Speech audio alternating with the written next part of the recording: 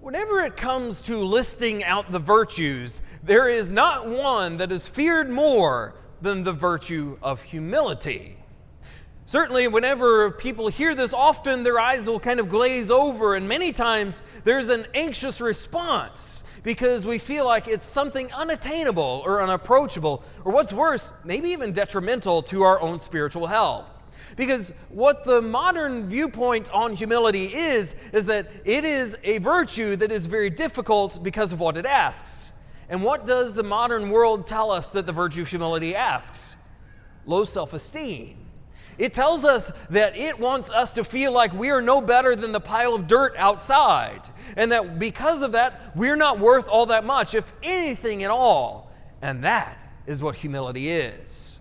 Having the low self-esteem, not even being able to gaze up and look at someone in the eye, rather just simply saying we're not worth anything and kind of drifting off into the distance.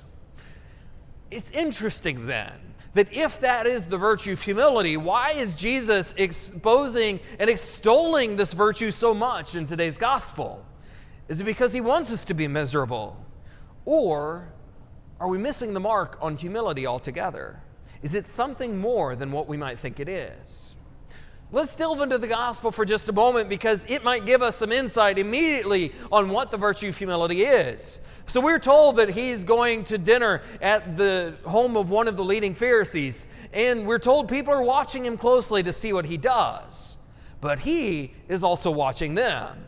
And as he's watching them, he notices that there's this clamoring going on, that people are trying to figure out where exactly they are in the case system and where exactly they should be seated, what place of honor they can take, and how high they can go. And so Jesus takes the moment to teach them through a parable. So he talks about one man who goes to a wedding feast and that he's trying to take one of the higher places. But he says, whenever you go to a wedding feast, don't take one of the higher places in fear that someone else more distinguished than you can be invited. And if they are, you might be in their place. And the host will come to you and he will ask you to move to a lower place. You'll be filled with embarrassment and with shame because you were in a place that was too good for you. But then, on the other side, he says, go instead to the lower places, and so that the host may come to you and realize that you're not in a place befitting of your dignity, of your worth, and then will move you to a higher place at the table. And then you will be esteemed, that you'll be celebrated because you had that virtue of humility, that you weren't seeking things that were far above you in a certain way and by your own merit. So he says to go to that lower place. Now, we might think of this as being sort of practical advice and saying, okay, well, don't go and sit in a seat that is reserved that may not be reserved for you. It could be practical wisdom. Or maybe even Jesus is teaching us good social etiquette, telling us how we should attend a wedding banquet. And we could say that there is an element of truth to that, but there is actually more, because this is a spiritual reality and not just a matter of social norms. And so Jesus, he concludes this thought and with this line. He says, whoever exalts himself will be humbled. Whoever humbles himself will be exalted. Again, we could tie it back to the parable and say, yeah, that's a great way to live, but there's more to the story. And the more to the story is proven by the second part of the gospel. Because the second part of the gospel, he turns to the host and he tells him, don't invite your friends or your neighbors or anyone that can pay you back. Don't invite those people. Who does he tell the host to invite instead? He tells them to invite the poor, the crippled, the lame, the blind, the ones who have no prayer of ever being able to repay this man for his kindness and generosity. Those are the ones that Jesus tells them to invite. And that's why, if this were practical advice, the practical advice would seem to stop right here. But that's where it becomes evident Jesus is telling us something spiritual. Because he says, maybe they can't repay you right now, but you will be repaid at the resurrection of the righteous. You will be repaid in the kingdom of heaven, where you will never lose your reward.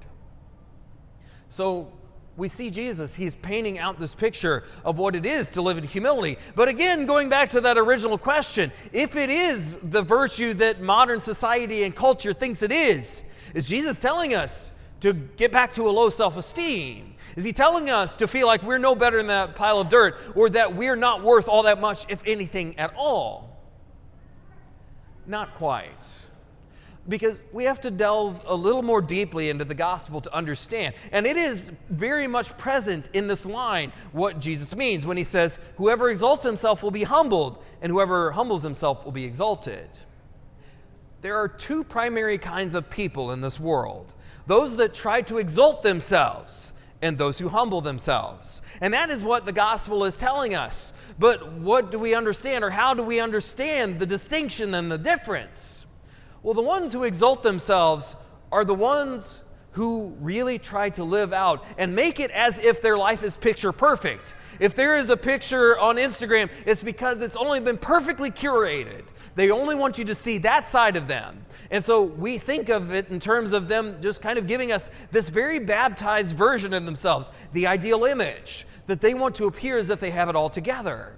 And so this is the person that is automatically going to assign themselves a place of higher standing whenever he's at a wedding banquet. Because he has it all together. No one else does, but he does. And so he wants that higher place. He wants to feel as if he has it all together. That he doesn't need anyone else. He certainly does not need his God. And that's what Jesus is cautioning against, that way of thinking, that we have it all together, that we've got it all figured out. We don't need help. We don't need anyone else, let alone God. We don't need it. We've got it all well in hand. You see, the virtue in common day, at least as culture sees it, is not humility. It's independence. Being able to stand on your own 2 feet, do whatever you want to do, no matter the repercussions, and simply live as you see fit. Do with your own 2 hands. Live off your own strength. Here's the fundamental problem. We are never enough, if we're being honest. There are moments in our life when we are tested, our strength will fail if we're standing on our own. That we have to acknowledge that we are not enough, that we don't have the strength that it takes to get through this life, at least successfully, that we don't have what it takes. And if we're trying to get up the social ladder, we're trying to do something great in this life, that we don't have the stuff. We don't. And that is where humility begins. Because humility, my brothers and sisters, is not having a low self-esteem. Let's get that clear. Humility is not saying that we're akin to a pile of dust. Humility is not saying that we're not worth anything at all. What is humility? Some would define it as a sort of modest assessment of ourselves. What does that mean? That means we're living and rooted in reality, that we recognize that at the end of the day, every day, we may not have what it takes, that we're not meant to stand independently aside from everyone else. We're not meant even to look like we have it all together. We're not. And that's what humility is. It's living in reality and saying that, yeah, our state is brokenness. Sometimes we don't have what it takes. Many times we are too weak and we're too flawed, and many times we sin far too much. But here's the beautiful side to that. If we open ourselves in humility, in being honest, being realistic with ourselves, then some great things can happen. Because if we are truly opening ourselves and saying, I don't have all that much to offer, I'm not as strong as I'd like to be, and I don't feel like the Christian or the disciple the Lord has called me to be, then we start not to just rely on ourselves, but rely on others and rely on those around us. Because the simple matter of fact, my brothers and sisters, is that we aren't the people that we could be. That we don't have the strength that we would like, that we don't live out the Christian virtue exactly well. Whenever I look at my own life, I would love to be the much better priest, but the fact of the matter is that I'm only a fraction of what I feel like I should be. And I don't say that for pity or sympathy. I don't want that. What I do want to do is I want to show up in front of the tabernacle and in the chapel and ask my Lord for the grace to be better, because I recognize I'm not as good as I should be. And the other side of things too is many times whenever there are problems in my life, it's because I caused it. I did it. That it is my fault. It was my sin. It was my failing. And yet the Lord wants to make good on those things. That if I allow those places of wrongdoing to be moments of grace, then perhaps the Lord can do something beautiful with it. Because the simple fact of the matter is, we aren't who we should be. We're not as good as we should be. We're not as strong as we should be. We're not as virtuous as we should be. And if we live in humility, then we'll have the ability to ask for help. Because there are too many people, my brothers and sisters, that are out there that are lying, that are saying they have it all together. They say that they've got everything they want, that their heart is fine, that they feel no need to ask anyone for help. They are lying to themselves, and they're lying to you and I. There is nothing that grieves my heart more, my brothers and sisters, than someone presenting themselves to me as if they have it all figured out. They have no brokenness, no sinfulness. They're living in perfection. There are only two people that have done that in this life. One is our Lord, the other is our Lady. The rest of us are trying to figure it out. And so we need that awareness, because we could live in a lie. We could tell ourselves we have it all figured out. And then you can often identify the person that has it figured out by the person that says, I can't go to Mass today. I'm too tired. I've got too much going on. It's not really that much of importance. It's a problem, not a solution. Mass is the solution, because we don't know exactly what it looks like, the difference it makes in our life. But we know by the Lord that it makes a good one. Or sometimes whenever we start to just simply live independently, we can start to kind of go our own way, sure. And maybe we'll rely on our own strength. But then we start to delve into sinfulness because it's not enough to live on ourselves. And then we start to kind of go off the rails. And then we start to blame everybody else. Sometimes we even have the audacity to raise our finger and point at God and say, why did you let this happen? When in fact, the finger should be pointed at us. Why did we allow that to happen? Why were we the ones too proud to involve God in our life? Why were we the ones that ultimately chose wrong, and we had to endure the consequences of that? Because my brothers and sisters, we don't realize it, but living in humility is a path to freedom. It's recognizing the reality of where we are, the ways that life goes wrong, the ways that we don't live up to the measure that we feel that we should, the ways that we are broken, we're failing, we're weak.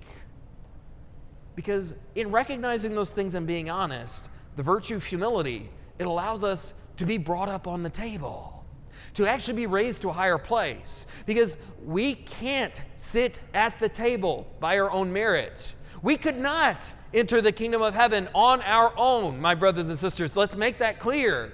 Unless God came and sent His Son to save us, to suffer, to die, and to rise again, we could not, never enter the kingdom of heaven. Humility acknowledges that. Pride does not. And so if we live in acknowledgement of that and the fact that the Lord wants to pour out grace upon us, especially in the places where we are weak, where we are wounded, where we are failing, where we might struggle to admit it, then we can truly have the Lord allow us. If we allow Him, He will do some truly great things by His grace. And that fundamentally, my brothers and sisters, is the encouragement the Lord is giving us today. We don't have to appear as the people that have it all together or have life figured out, so to speak. Those people that say that are so often lying to themselves and lying to everyone else around them. Rather, true humility allows us to say, things aren't perfect. Sometimes things aren't going well. Sometimes I'm not the person I should be. But I'm going to open myself to God's grace so I can be that person. I can be that disciple. I can be Christ-like. And indeed, I can enter the kingdom of heaven one day. Because my brothers and sisters, the proud are not entering the kingdom of heaven. Their head is too tall to enter the door. But the humble are. And that is why the Lord is encouraging us to this virtue of humility. Living in reality, saying, yes, we are a people filled with brokenness, and many times we are weak and we are failing. But we need God's grace. And if we show up and ask for it in all humility and honesty, then truly something great can happen. My brothers and sisters, let's not fool ourselves into thinking that we need to exalt ourselves. Let's not say that we have to put ourselves in that higher position at the table so as to appear great. It is only by the virtue of humility, by acknowledging the way that things are, by that modest estimation of ourselves, that God will truly make something great of us. There's no other way. There is no other thing we can do than living in all humility to attain the kingdom of God and to truly be great in this life. May we not settle for this false notion of what humility is, and may we never tell ourselves it's unattainable. Rather, let's acknowledge humility for what it is, being modest, being honest, being open to God's grace. Because if we live this life in all humility, maybe we'll hear the host, God himself, saying, come up to this higher place. Come into the kingdom of heaven.